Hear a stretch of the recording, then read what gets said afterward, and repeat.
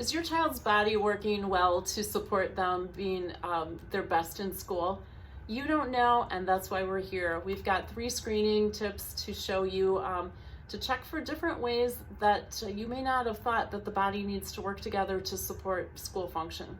I'm Kara Lindell, the founder of the Bridging Institute, and this is Becky Logan, one of our bridging specialists. And in this last of the screenings, we're going to show you how the hands, the arms, the core, and the head work to support the body putting it all together. And so Becky's going to be checking on me, and I'll explain to you what you should find and what you may find, and then how we can help. So we have a toy that has something to hold on to. You could also use a hand.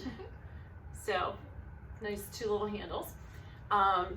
And so you're just going to hold this in front, and you're going to tell your child, just let you move around like you're flying the toy, and you're going to want to watch it also while it's flying around. So it's going to fly around to one side and then come back and fly around to another side, and you could get a little more creative too.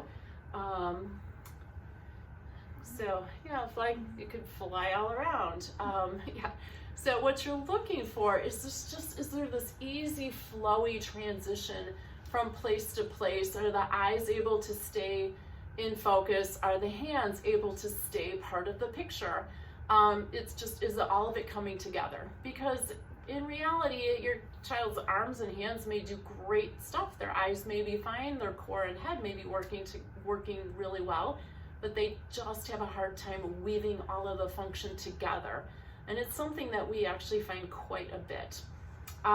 So a couple of things that you may find is that you start moving and nothing moves. Or you start moving and the eyes work, but the hands let go. And another thing that you may find is that the hands still move, but the eyes let go. So can the eyes and the hands stay focused together? And it's really so important for visual motor tasks, for building, for self-care. And often the sign for this, that it's not working so well on a day-to-day basis, is behavior.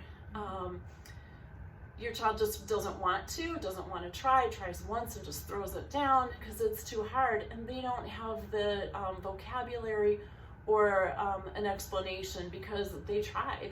They don't know why it doesn't work. And what we find is that just early in life, there's something that got skipped and has a hard time working together. Usually within a couple of sessions, it's working much better. And if what you find you want to discuss with us, we're here available for consultations. Or if you want to get started and just get your child's muscles reset so it all works better eventually, or soon anyway, sorry, you can schedule.